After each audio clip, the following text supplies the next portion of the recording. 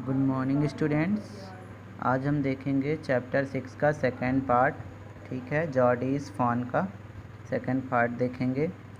तो यहाँ पे हम देखते हैं Jody gave himself over to thoughts of the fawn. देखो, जॉडी पूरा समय उस फॉन के बारे में सोचता रहता था, उस हिरण के बच्चे के बारे में सोचता रहता था। ठीक है। दे पास्ड द एबंडोन्ड क्लियरिंग। वो वहाँ से चल कर के एक साफ़ सुथरे मैदान में पहुँच गया। He sad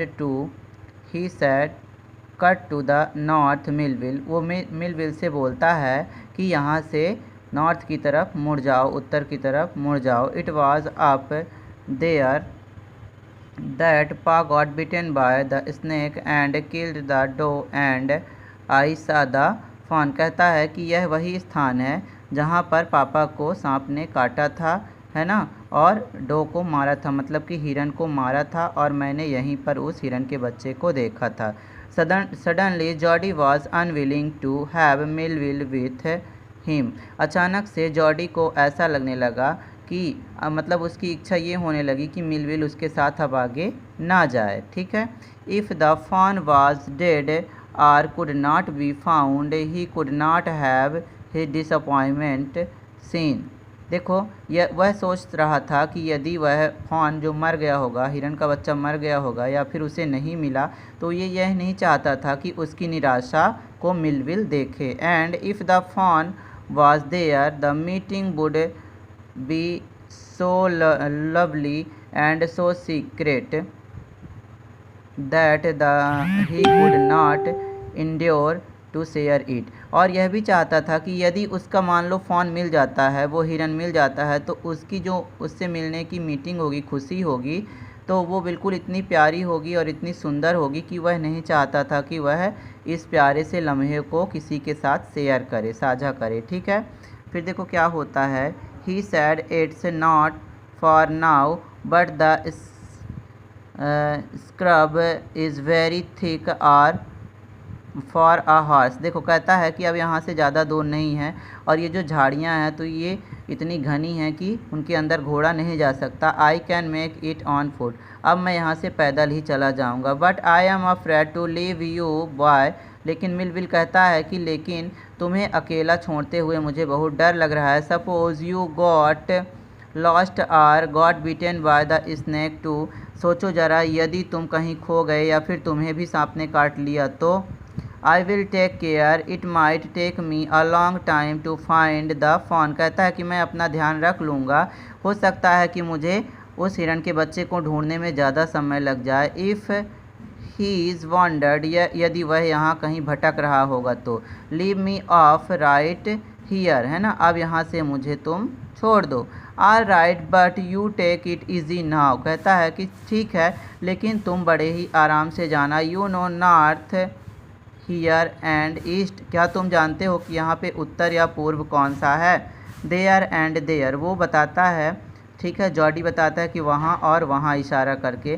that toll pine makes a bearing. ये जो बड़े बड़े पाइन के पेड़ हैं, मतलब कि देवदार के पेड़ हैं, ये मुझे दिशा सुझाते हैं ना, मुझे दिशा बताते हैं, दिखाते हैं। सो लॉन्ग, वो मिलविल उन पेड़ों की तरफ देखता है और कहता है कि ये तो बहुत लंबे लंबे पेड़ हैं। ठीक है। So long Millville I am obliged. तो वो जॉडी कहता है कि हाँ, बहुत लंबे हैं मिलविल, और मैं तुम्हारा आभार व्यक्त करता हूँ कि तुम मेरे साथ यहाँ तक आए।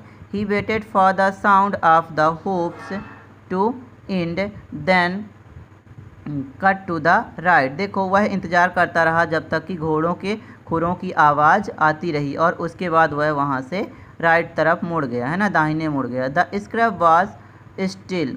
ठीक है, वहाँ जो झाड़ियाँ थी वो बिल्कुल शांत थी, वो कोई भी शोर नहीं हो रहा था। Only his own cracking of twig sounded across the silence. केवल उसके चलने की आवाज़ जो थी, तो उसके चलने से टहनियाँ जो थी टूट रही थी, उन्हीं की आवाज़ मतलब पूरे साइलेंस में, पूरे सन्नाटे में केवल उन्हीं की आवाज़ आ रही थी।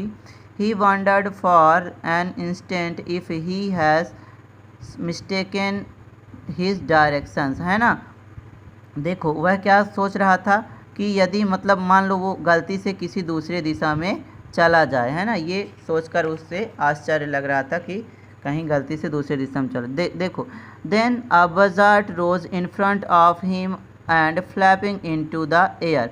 अचानक से क्या होता है कि एक बाज वहाँ उसके सामने से हवा में उड़ जाता है, ठीक है, उड़ करके और हवा में उड़ जाता है। He came into the clearing under the oaks, है ना, और वो कहाँ आ जाता है, वहाँ से चल करके आता है एक बलूत के पेड़ के पास। Buzzard sat in a circle around the carcass of the doe. देखो क्या करता है, जब वहाँ वो आके देखता है तो बहुत सारे जो बाज होते हैं वो मरे हुए हिरन के चारों ओर घेरा बना करके बैठे रहते हैं।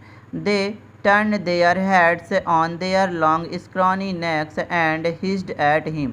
वो क्या करते हैं, सारे के सारे बाज अपनी लंबी और पतली सी गर्दन मतलब मोड़ करके उसकी जॉडी की तरफ देखते हैं और उसे फुफकार कर डराने की कोशिश करते हैं। He threw his wag at them and they flew into an adjacent tree. देखो वो एक टहनी लिया रहता है, लकड़ी लिया रहता है, उसे उन पर पक्षियों के ऊपर फेंकता है और वो पक्षी उड़ करके वहीं पास के पेड़ों में जाके बैठ जाते हैं।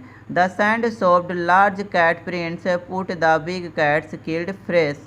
देखो वहाँ पर देखता है वो कि जो रेत रहती है उस रेत पर बड़े बड़े बिल्लियों के मतलब यहाँ पे लेपर्ड से है, जो चीता होता है उसके निशान से है, उसके पैरों के निशान दिखते हैं। लेकिन वो सोचता है कि ये जो चीता होता है वो तो केवल अपना मतलब किया हुआ शिकार, तुरंत का मारा हुआ मांस ही खाता है। And they had left the doe to the carrion birds. और इसीलिए वो क्या किया है, इस हिरन के शरीर को, इस डेड बॉडी को इन पक्षियों के लिए छोड़ गया है। कैरियन बर्ड्स मीन्स होता है जो सड़े गले मांस खाती हैं, है ना, तो इसीलिए इनको सड़े गले मांस खाने के लिए छोड़ गया है। He started the grass at the place where he had seen the fawns. देखो ही पार्टेड द ग्रास, वो क्या करता है, वहाँ पर बहुत सारी घास रख देता है जहाँ पर उसने वहाँ से घास हटाता है जहाँ पर उसने उस फॉन को देखा था, हिरण के बच्चे को देखा था। It did not seem possible that it was only yesterday. वहाँ पर ऐसा लग रहा था, ऐसा बिल्कुल भी नहीं लग रहा था जैसे कि कुछ कल ही हुआ हो। The fawn was not there, वहाँ पर वो हिरण का बच्चा नहीं था। He circled the caulked their wings, he circled the clearing. देखो वो क्या करता है, वहाँ पर जो जगह रहती है उसको गोला लगा देता है। There was no sound no sign, वहाँ पर कोई आवाज़ नहीं थी, कोई आसार नहीं दिख रहे थे। द बजार्ड क्लिक देयर विंग्स, और जो वहाँ पे बाज बैठे हुए थे वो अपने पंखों को फड़फड़ा रहे थे। Impatient to return their business, वो आधीर हो रहे थे कि जो उनका काम अधूरा रह गया है उसको आके पूरा करें, मतलब कि वो अपना खाना फिर से खाएं। He return to the spot where the fawn had emerged and dropped on all fours. देखो वह वहाँ पर लौट के गया जहाँ पर उसने फॉन को देखा था, ठीक है। Studying the sand for the small hoops print, वह उन्हें देखने की क्या करता है कि वहाँ पर जॉडी जो रहता है वो अपने पूरे दोनों घुटनों पर और दोनों हाथों पर आकर के बैठ जाता है और उन प्रिंट्स को देखने लगता है, रेत पर पड़े प्रिंट्स को देखने लगता है कि शायद निशान बने हुए हों। The night's rain had washed away all tracks except those of cats and buzzard. देखो पिछली रात को क्या हुआ था, बारिश हो गई थी, दुर्भाग्य था जॉडी का, इसीलिए सारे के सारे मार्क्स मिट गए थे, वहाँ कोई भी प्रिंट नहीं था सिवाय जो बड़े कैट मतलब कि जो लेपर्ड आया होगा और ये जो बजार्ड मतलब ये जो बाज पक्षी आई होंगी सुबह, इनके निशान के अलावा रात के कोई भी निशान वहाँ पर दिखाई नहीं दे रहे थे। इस तरह से ये पार्ट सेकंड एंड होता है स्टूडेंट्स। पार्ट थर्ड हम नेक्स्ट वीडियो में देखेंगे। Thanks students.